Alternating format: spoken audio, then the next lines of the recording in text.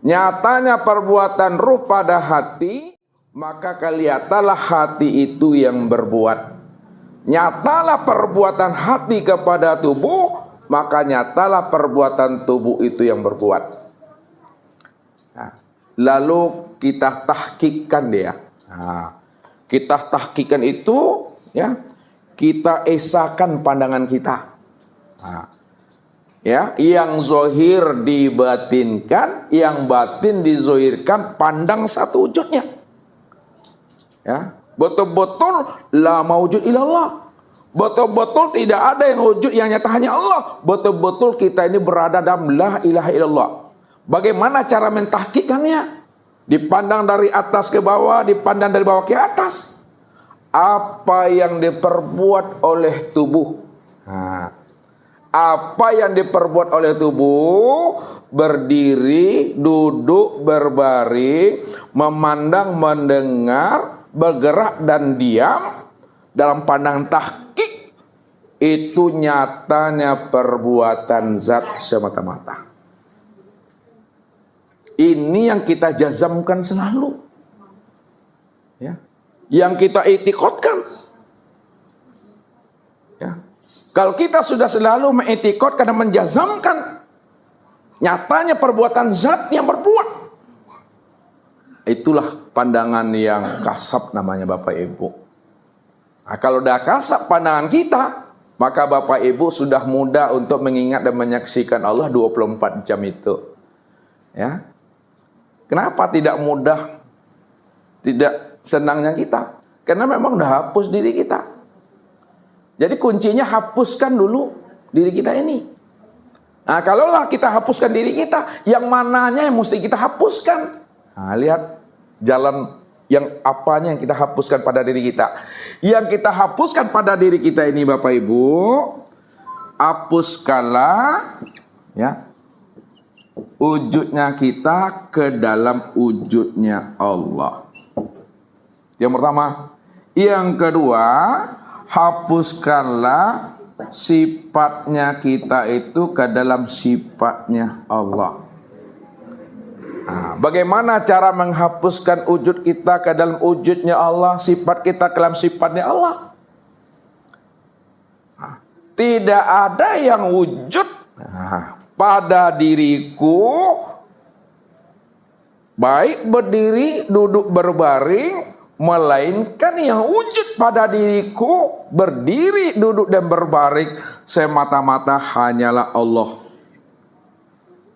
Itu maknanya bahwa Allah itu bikulli syai'in muhit. Allah itu wujudnya sudah meliputi segala sesuatu. Karena segala sesuatu itulah wujud nyatanya dirinya.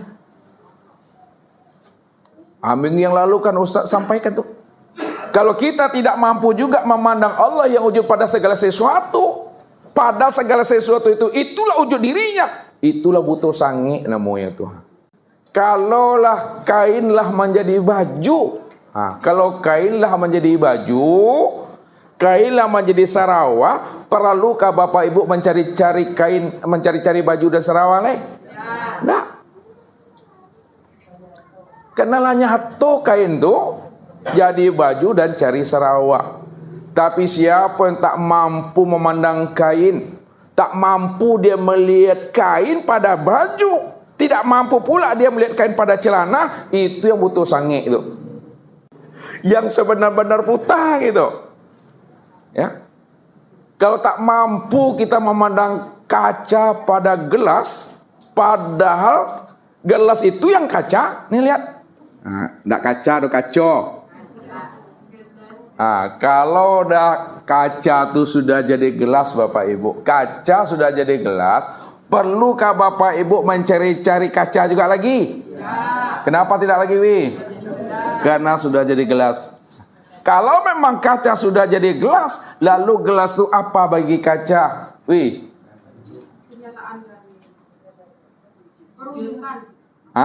Kalaulah gelas itu, kaca itu sudah jadi gelas, lalu gelas itu apa bagi kaca? Kenyataan, wujud, rupa daripada kaca. Jadi ketika kita memandang gelas, yang terpandang apa? Kaca. Yang terpandang kaca. Siapa yang tidak mampu memandang kaca pada gelas, itu yang butuh sange itu. Sekarang Allah sudah wujud pada sekalian alam. Allah telah wujud pada sekalian batang tubuh kita. Allah telah wujud pada sekalian nyawa kita. Kalau Allah telah wujud pada sekalian alam, telah wujud pada sekalian batang tubuh, telah wujud pada sekalian nyawa, lalu Bapak Ibu tak mampu memandang Allah pada sekalian alam, tidak mampu memandang Allah pada tubuh, tidak mampu memandang Allah pada harum, maka itulah yang butuh sange itu. Pandangan yang berdosa, itu yang najis batin. Bagaimana ibadah kita akan diterima Allah? Dari sejak mulanya kita beramal sudah najis, lalu tak pandai kita menghilangkan najisnya. Untuk menghilangkan najis batin, betul-betullah kita fanakan, kita leburkan, kita matikan diri kita ini. Kita hapuskan wujud kita ini ke dalam wujudnya Allah. Apa maksudnya? Itu kan masih bahasa kias tuh. Apa maksudnya menghapuskan wujud diri, meleburkan wujud diri, mempanakan wujud diri? Mempanakan dan menghapuskan wujud diri kita ke dalam wujud dirinya Allah, itu maksudnya sadari sesadar-sadarnya wujud diri Bapak Ibu tuh enggak ada, Dok. Sadari sesadar-sadarnya bahwa wujud kita ini tidak pernah ada sama sekali sejak mula jadinya kita. Sadari, pahami, dimengerti. Sejak mula adanya diri kita tidak pernah ada. Pertanyaannya, kalaulah sejak mula adanya diri kita tidak pernah ada, kapan sejak mula adanya diri kita tidak pernah ada? Nah, ini kan tinggikan channel seketik itu mah. Kena banyak tumbuh uban sudah tuh. Nah, kapan diri kita ini sejak mula adanya tidak pernah ada? Diri kita ini sejak mula adanya tidak pernah ada pada saat Allah itu wujud. Pada saat Allah itu nyata, pada saat Allah itu telah terang dan jelas, pada saat itu pula lah diri kita tidak pernah ada sama sekali. Rupanya yang wujud sama sekali hanya Allah. Rupanya yang terang dan jelas sama sekali hanya Allah. Itulah makna kul huwallahu ahad. Nah, ingat kaji minggu yang lalu. Kul, ini surat apa nih?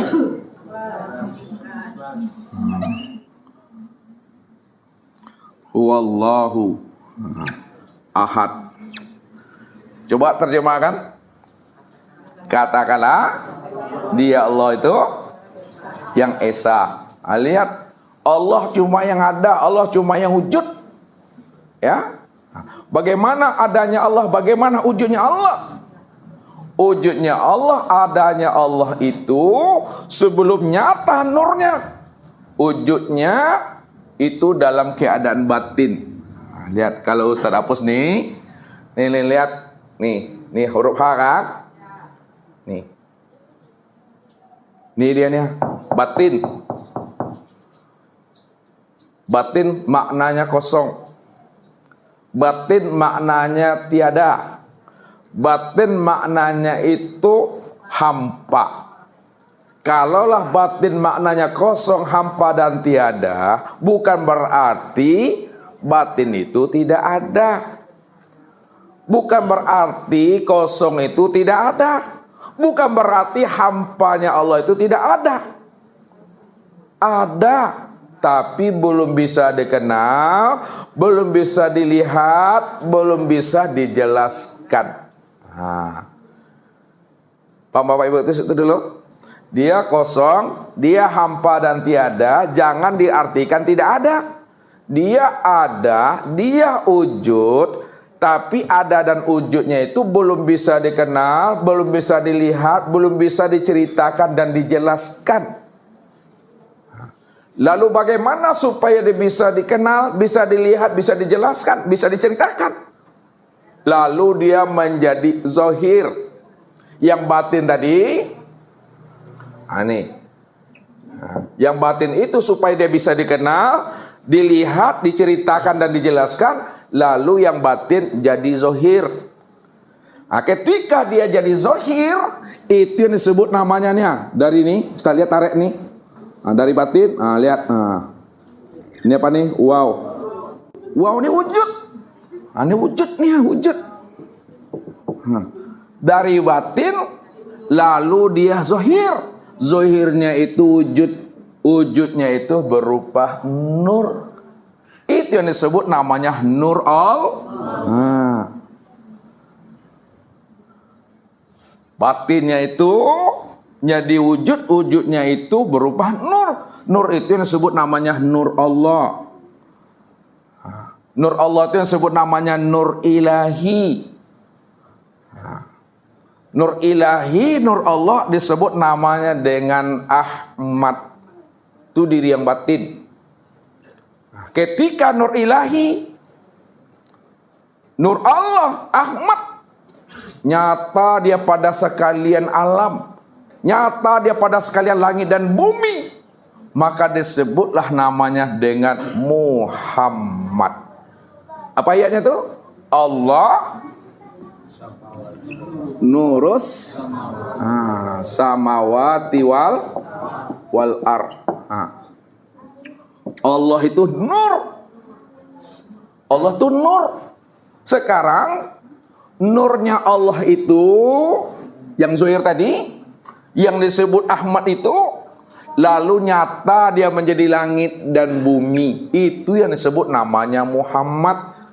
Maka Muhammad dengan Ahmad itu esa, jangan dipisahkan. Bukti Ahmad dan Muhammad esa satu.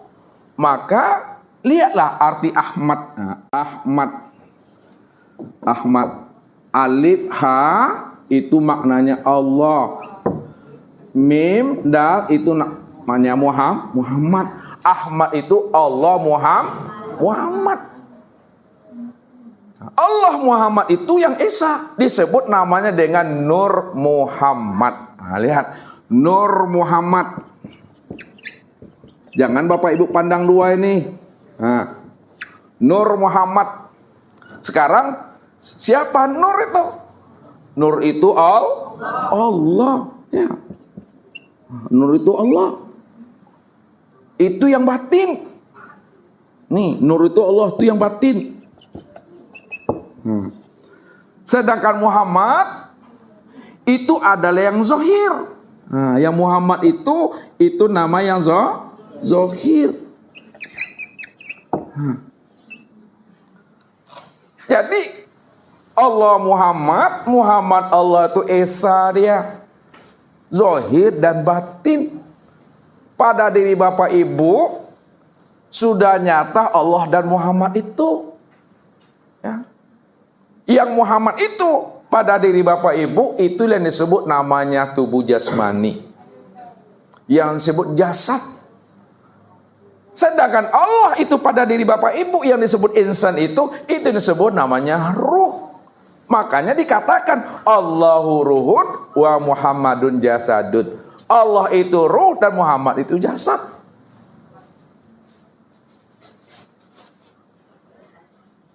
Maka penggabungan, perpaduan antara yang zahir dengan yang batin, batin dengan yang zahir, tubuh dengan ruh, ruh yang dengan tubuh, satunya ruh dengan tubuh, satunya tubuh dengan ruh, itu yang disebut namanya dengan insan. Itu yang disebut namanya insan. Lalu siapa insan? Al-insanu siri wa ana sirrahu. Ini kata Allah. Al-insanu siri wa ana sirrahu. Insan itu adalah rahasiaku dan akulah yang menjadi rahasianya insan. Itu terjemah. Lalu kita patrikan. Insan itu rahasiaku dan akulah yang menjadi rahasianya insan. Maksudnya Kalaulah insan itu rahasia Allah dan Allah lah yang menjadi rahasia insan itu, maka sesungguhnya Allah itulah yang insan itu yang sebenar-benarnya. Ya. Allah itulah yang sebenar-benarnya diri insan itu. Maka disitulah letaknya Allah itu ahad. Ahad, nih lihat ahad. Ada berapa hurufnya tuh ahad? Ya, 3. Ini bukan ilmu otak-atik, bukan ilmu cocok logi. Mana yang bilang ilmu otak-atik, cocok lagi ya silakan. Ini ilmu hikmah. Ya. Ini yang dikatakan. Kullu ayatin wa harfin wa nuqtatin minal Qur'an hikmah. Setiap ayat, setiap huruf, setiap titik Al-Quran itu ada rahasianya, ada hikmahnya. Siapa yang bisa membukakan rahasia hikmah dari setiap ayat dan titik? Kata Nabi, itu adalah orang-orang yang telah dibukakan Allah rahasia dirinya kepada orang yang dikehendakinya. Makanya ayat Al-Quran itu ya, ada makna zohirnya, ada makna batinnya. Wa fi ayatil Quran ya, arbaatun asya. Setiap ayat Al-Quran itu ada 4 memahaminya, 4 jalan untuk membuka tabirnya. Yang pertama al-ibarat, yang kedua al-isyarat, yang ketiga al-lataif, yang keempat al-haqaiq. Al-ibaratun lil awam. Makna ibarat itu hanya bagi orang yang awam. Maka orang yang awam selalu mengatakan itu ilmu cocok logi, ilmu otak-atik katanya. Karena dia tidak mampu membuka tabir rahasia ayat itu. Yasin, Allahu a'lam bissawab. Hanya Allah yang tahu. Makna yang kedua, al-ibaratun lil hawas. Makna ibarat, makna yang tersirat itu bagi orang-orang yang khusus. Yasin itu maknanya ya insan. Wahai insan. Siapa insan? Insan itu Muhammad.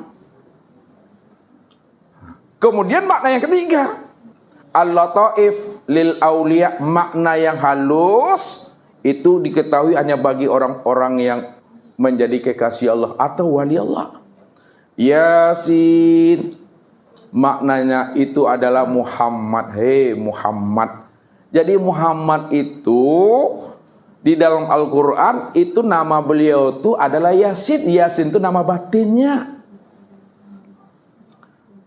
Yang keempat, makna al-haqaiq lil anbiya. Makna yang hakiki itu hanyalah diberikan kepada para nabi dan rasul. Yasin, maknanya yasir, hai rahasia. Siapa rahasia itu? Adalah Allah yang wujud dan nyata pada Muhammad. Maka Allah katakan ahad. Nih ahad esa. Alif, ha dan dal. Alif ini ya Allah. Ha itu Muhammad, dal itu adalah Adam.